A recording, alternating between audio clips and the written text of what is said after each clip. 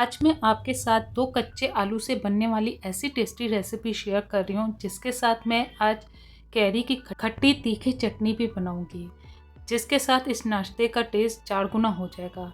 इसके लिए सबसे पहले मैं 2 कच्चे आलूओं को छील के अच्छी तरह से धो के रफली चॉप कर लूँगी। अब इसमें 1 कटोरी में चावल का आटा ले रही हूँ, 1 कटोरी ही मैं पानी लेके इसे अच्छी तरह से पीस लूँगी। बिल्कुल हमें इसका फाइन पेस्ट बनाना है। मैं आपको इसको ग्राइंड करने के बाद दिखा रही हूँ। देखिए कितना फाइन पेस्ट बन चुका है। मैं आपको एक बार चेक करवा लेती हूँ। इसमें अब क्या है, बिल्कुल भी लम्प्स नहीं है। आलू भी अच्छी तरह से पिस चुका है, बिल्कुल एक फाइन पेस्ट बन गया है। दूसरी साइड मैंने एक कढ़ाई को गर्म होने के लिए रख दिया है। उसमें मैं 2 चम्मच घी डाल दूँगी। घी से ये नाश्ता बहुत ही टेस्टी लगता है। अब इसमें जो हमने पेस्ट पीस के रखा है वो इसमें डाल दूँगी। अब इस पेस्ट को डालने के बाद मैं टेस्ट के अकॉर्डिंग नमक डाल दूँगी। अब इसे लगातार घुमाते हुए हमें इसे पकाना है। अगर हम इसे घुमाएंगे नहीं तो ये नीचे से तला भी पकड़ सकता है और लम्प्स भी पड़ सकते हैं, इसलिए इसे लगातार घुमाते जाएं। देखिए जब इसकी कंसिस्टेंसी इस तरह से होने लगेगी, मतलब अब ये थिक होना स्टार्ट हो चुका है। इसे हम इस तरह से घुमाते जाएंगे तो ये नीचे से बर्तन छोड़ता जाएगा। हो सके तो आप नॉन स्टिक पैन का ही यूज़ कीजिए, इस पर ये ज़्यादा नहीं चिपकता है। अब देखिए ये पूरी तरह से पैन को छोड़ चुका है। अब मैं इसे इस तरह से रख के इसे कवर करके 10 मिनट के लिए छोड़ दूंगी। तब तक हम चटनी की तैयारी कर लेते हैं। इससे ये स्टीम में अच्छी तरह से प्रिपेयर हो जाएगा। अब मैं एक कैरी ले लूँगी। कैरी को मैं धो के लेके आई हूँ। अब मैं इसे अच्छी तरह से छील लूँगी। छीलने के बाद हमें इसे कट करना है। आज की कैरी थोड़ी सी मैं काट के दिखा रही हूँ।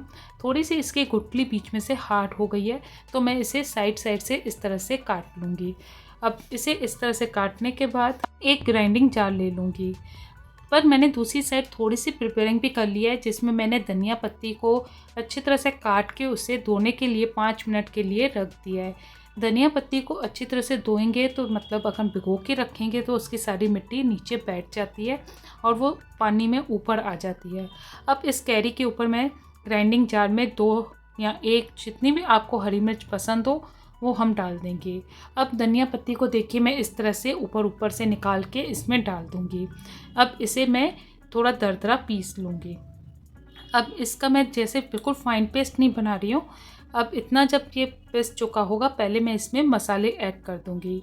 मसालों में सबसे पहले मैं सूखा धनिया पाउडर डाल रही हूँ। इससे चटनी का जो एक्स्ट्रा पानी है वो बाहर नहीं रिलीज़ होता है, एक सी चटनी हो जाती है। अब मैंने स्वाद के अनुसार इसमें नमक डाल दिया है।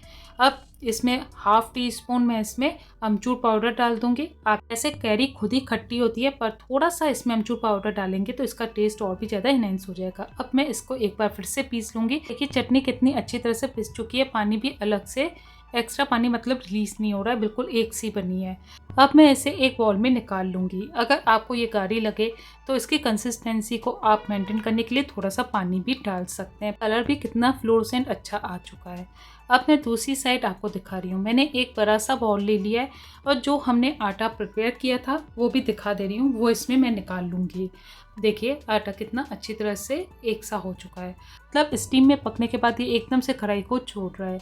इस तरह से ये आटा निकालने के बाद अब हम इसमें कुछ मसाले ऐड करेंगे। मैं इसमें ½ कटोरी धनिया की पत्ती जो मैंने पहले से ही धो के चॉप करके रखी है वो डाल रही हूँ। 2-3 हरी मिर्च को भी मैंने चॉप करके रखा है, वो भी इसमें मिक्स कर रही हूँ। अब इसमें हम कुछ सूखे मसाले डालेंगे, जिसमें मैं सबसे पहले इसमें भुना हुआ जीरा पाउडर, गरम मसाला, ये थोड़ा थोड़ा अमाउंट में लीजिएगा क्योंकि और भी मसाले होते हैं तो ये काफ़ी स्ट्रॉन्ग हो जाता है। अब इसमें कसूरी मेथी डाल रही हूँ और इसमें मैं अमचूर पाउडर डालने के बाद 1/4 टीस्पून हींग भी डाल दूँगी। मैंने सब मसाले 1/4 टीस्पून ही डाले हैं, ज़्यादा मसाले नहीं डाले हैं। अब मैं इन्हें अच्छी तरह से मिक्स करूँगी।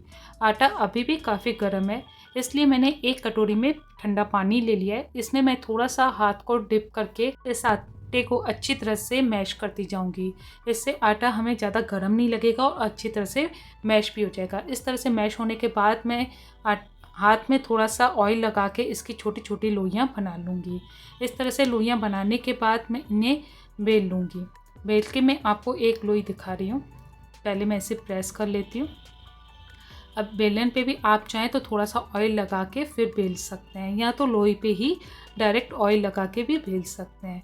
आप चाहें तो इसकी बहुत बड़ी लोई मतलब ले लीजिए, 2-3 मतलब लोइयों को मिक्स करने के बाद बड़ा सा पराठा टाइप भी बेल सकते हैं। मैंने छोटी सी ली है पूरी की तरह।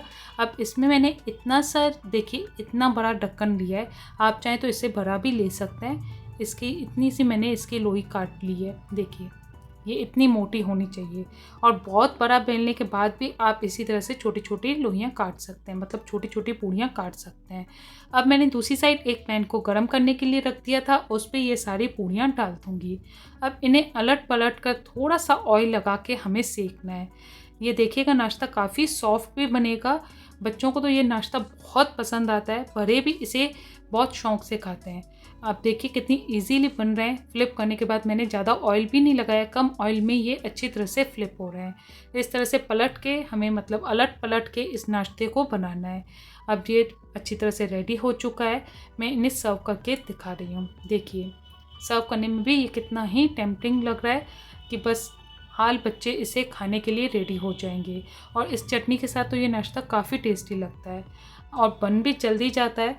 आप कभी भी इसे बना सकते हैं, ब्रेकफास्ट में बनाए चाहे डिनर में बनाए। ये रेसिपी दोनों ही टाइम बहुत फिलिंग वाली है, पेट भी बहुत जल्दी भर जाता है। एक बार आप इसे ज़रूर ट्राई कीजिए।